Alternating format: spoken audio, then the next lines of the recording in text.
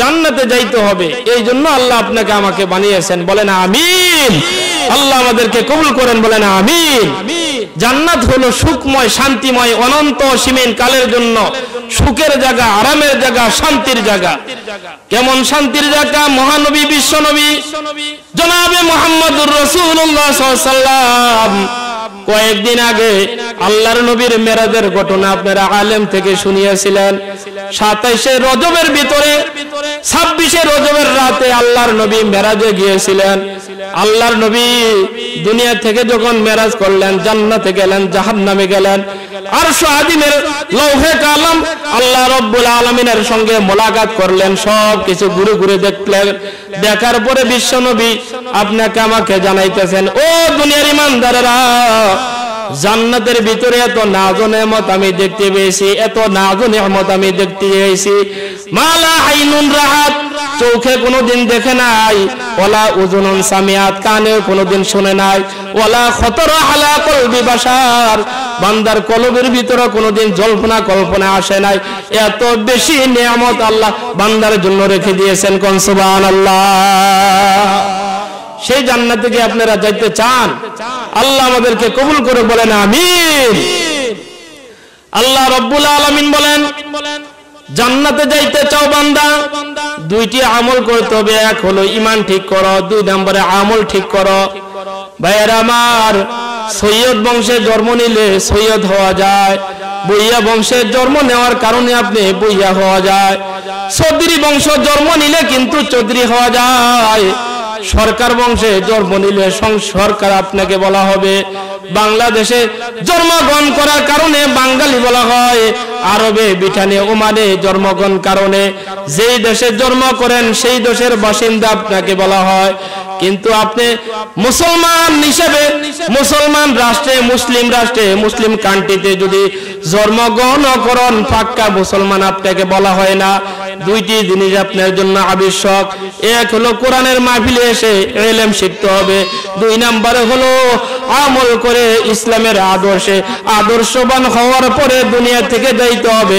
তাহলে সুখময় শান্তিময় জায়গায় আল্লাহ অনন্ত সীমাহীন কাল প্রবেশ করে দিবেন। কোন সুবহানাল্লাহ। দুইটি কাজ আপনাকে করতেই হবে। এক নম্বরে ইসলামী জ্ঞানে আপনি জ্ঞানী হতে হবে, ইসলামী শিক্ষায় শিক্ষিত হতে হবে, ইসলামের কালচার, কৃষ্টি কালচার আপনাকে গ্রহণ করে নিতে হবে। দুই নম্বরে হলো আপনি ইসলাম ধর্মের আদর্শে আদর্শবান হতে হবে। ব্যক্তিগত জীবন, পারিবারিক জীবন, সামাজিক জীবন, রাষ্ট্রীয় জীবন, আন্তর্জাতিক জীবন, জীবনের শুরু থেকে শেষ পর্যন্ত আল্লাহর নবীর অনুকরণ করবেন।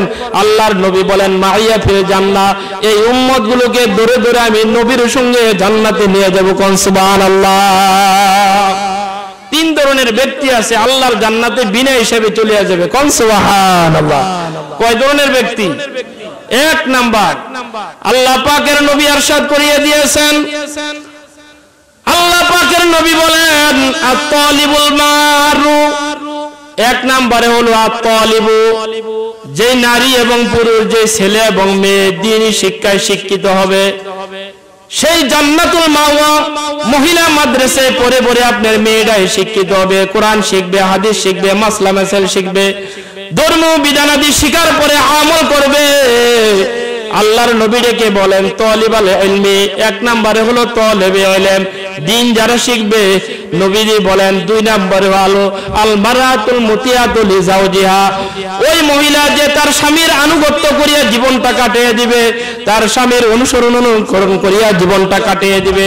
তিন নম্বরে হলো আল বারুল ওয়ালিদাইন, ওই নেককার সন্তান যে তার পিতামাতার সঙ্গে সৎ ব্যবহার করে, ভালো ব্যবহার করবে। ইয়াদখুলুনাল জান্নাতাল আমবিয়া বিগাইরি হিসাব, নবীদের সঙ্গে বিনা হিসাবে তারা আল্লাহর জান্নাতে পৌঁছে যাবে। কোন সুবহানাল্লাহ। এক নম্বরে তালিবে ইলম, যারা দ্বীনি জ্ঞান অর্জন করে। আপনারও একটা তালিবে ইলম, কারণ আপনারা কোরআন থেকে শিখতে আছেন, হাদিস থেকে শিখেন। হক্কানি আলেম ওলামাদের তালিম গুলো শুনে শুনে, বয়ান গুলো শুনে শুনে আপনি আমল করার নিয়তে শুনেন, আমল করবেন। এই কাজ যদি আপনি করতে পারেন, নবীজি বলেন তালিবাল ইলমি, তাবলীগে গিয়ে শিখে মহিলা মাদ্রাসায় জয়া শিখে, ওই ছেলেরা ছেলেদের মাদ্রাসায় জয়া শিখে, মুরব্বীরা তাবলিগে গিয়ে শিখে, ওয়াজের প্যান্ডেলে আসিয়া শিখে, হক্কানি আলেম ওলামাদের সোহবতে যাইয়া শিখে, হক্কানি আলেম ওলামাদের সোহবতে গিয়ে শিখে, ধর্মীয় ভালো ভালো কিতাবাদি পড়িয়া পড়িয়া দ্বীনের জ্ঞান অর্জন করিয়া আমলের নিয়তে করে। আল্লাহর নবী বলেন, এক নম্বরে হলো তালিবাল ইলমি, দুই নম্বরে হলো ওই নেককার মহিলা যে তার স্বামীর আনুগত্য করিয়া জীবন কাটায়, তিন নম্বরে হলো ওই যুবক ভাই নিজের পিতামাতার অনুসরণ অনুগণ করিয়া জীবন কাটাইয়া দেয়, বৃদ্ধ পিতামাতার খেদমত করে, বার্ধক্য অবস্থায় তাদের দেখাশোনা করে, বিছানার ব্যবস্থা করে, থাকা খাওয়ার ব্যবস্থা করে, পোশাক আদির ব্যবস্থা করে। ওই নেককার সন্তান সন্ততি কয় বিনা হিসাবে নবীদের সঙ্গে আল্লাহর জান্নাতে চলিয়া যাবে। কোন সুবহানাল্লাহ। খেদমতে মা দরপে দরকুন ইখতিয়ার, তাকে বাসি দরদু আলম বখতিয়ার। খেদমতে মা দরপে দরকুন ছবি ও শাম, তাকে বাসি দরদু আলম নেকে নাম। দম্মা জনাহার রিজিকের অভাব আল্লাহ দূর করে দিবেন। দুই নম্বরে আপনার হায়াতের ভিতরে আল্লাহ অনেক বৃদ্ধি করে দিবেন। কোন সুবহানাল্লাহ। ভাইয়েরা আমার, বন্ধুরা, জান্নাতের ভিতরে যাইবেন, কি খাইবেন? আল্লাহ তাআলা ডাক দিয়ে বলতেছেন, বান্দারে ওয়ালাহমি তৈরিম মিম্মা ইয়াশতাহুন। পাখিগুলো দেখে তুমি পাগল হয়ে যাও, বকগুলো দেখে, মাইশিয়া রঙ্গিল দেখে, ভালো ভালো পাখিগুলো দেখে পাগল হয়ে যাও খাওয়ার জন্য। ও দুনিয়ার ইমানদারেরা, কয়েকটা বছর জিন্দেগি আল্লাহর হুকুমগুলো মেনে চলো।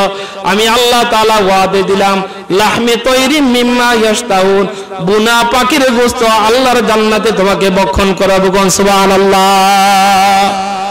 অফাকিয়াতিম মিম্মা ইয়াতাখায়্যারুন, ফল ফাকরাগুলো দেখে তুমি আশ্চর্য হয়ে যাও। আঙ্গুল, বেদানা, কমলা, আপেল, মালটা, সমস্ত ফলগুলো আমি আল্লাহ তাআলা দুনিয়াতে যা তোমাকে দেখাই বান্দা, এর থেকে হাজার হাজার গুণ সুস্বাদু খাবার, ফল ফাকরা আমি আল্লাহ জান্নাতে তোমাকে ভক্ষণ করিয়ে দিব। কোন সুবহানাল্লাহ। কুতুবুহা দানিয়া, ফলগুলো ঝুঁকে থাকবে আপনার দিকে। একটা ফল যদি বলবেন খাইতে পারতাম, সঙ্গে সঙ্গে মুখে আসিয়া পড়বে। লা মাকতুআতি ওয়ালা মামনুআ, ফলটা জায়গা থেকে আসার সঙ্গে সঙ্গে আরেকটা ফল ওই জায়গার ভিতরে দরিয়া পেকে যাবে। কোন সুবহানাল্লাহ। লা মাকতুআতি ওয়ালা মামনুআ, কাটি আপনি শেষ করতে পারবেন না, কোনদিনও শেষ করতে পারবেন না। জান্নাতি ফলগুলো আপনি শুধু ভক্ষণ করতে থাকবেন, করতে থাকবেন। ফাকিয়াতিন কাসীরা, দুনিয়াতে কয়েক প্রকার ফল দিকে বান্দা আশ্চর্য হয়ে যাও। কাসীরা, অধিক পরিমাণে ফলের ব্যবস্থা আমি আল্লাহ জান্নাতে করে রেখে দিয়েছি। কোন সুবহানাল্লাহ। ও দুনিয়ার ইমানদারেরা, ও দুনিয়ার বান্দা বান্দিরা, আল্লাহর জান্নাত এমন একটা জান্নাত আল্লাহ তোমাকে দান করিয়ে দিবেন। 100 তলা বিল্ডিং, এক বিল্ডিং এর এক তলা হবে জমিন থেকে নিয়ে আকাশ পর্যন্ত। কয় ইট দেওয়া হবে, দুনিয়ার কোন ইট বালু, রড, সিমেন্ট, বালু দিয়ে জোড়া দেওয়া হবে না। কয় এগুলো জোড়া দেওয়া হবে, কয় একটা ইট হবে স্বর্ণের, আর একটা ইট হবে রূপার। কয় ওইগুলো জোড়া দেওয়া হবে খালেস মেশক আম্বরের দ্বারা। কোন সুবহানাল্লাহ। ভাইয়েরা আমার, একটা ইট হবে স্বর্ণের ইট, আর একটা ইট হবে রূপার ইট। এমন স্বর্ণ আর রূপার দ্বারা আপনাকে ভক্ষণ করাবেন। কি খাইলে আপনি ভক্ষণ করতে পারবেন? এক নম্বরে আমি বলিয়াছিলাম ঈমান আনতে হবে, দুই নম্বরে হলো নেক আমল করতে হবে। যখন আপনি কালিমা পড়িয়াছেন, দায়িত্ব শেষ হয়ে যায় নাই, দুই নম্বরে আমলটা আপনি করতে হবে, এটার নাম হলো নামাজ। মহানবী বিশ্ব নবী জনাবে মুহাম্মদুর রাসূলুল্লাহ সাল্লাল্লাহু আলাইহি ওয়াসাল্লাম মেরাজের রজনীতে গেলেন। সমস্ত যাকাত গুলো, কালিমা গুলো, রোজা গুলো, হজ গুলো, যত আমল আছে সমস্ত আমল গুলো বিশ্ব নবীকে দুনিয়াতে আসিয়া জিবরাইল আলাইহিস সালাম দিয়েছেন। কিন্তু বিশ্ব নবীকে আল্লাহ রাব্বুল আলামিন আরশ আজিমে নিয়ে সর্বশ্রেষ্ঠ একটা উপহার দান করে দিয়েছেন, তার নাম হলো নামাজ। কোন সুবহানাল্লাহ।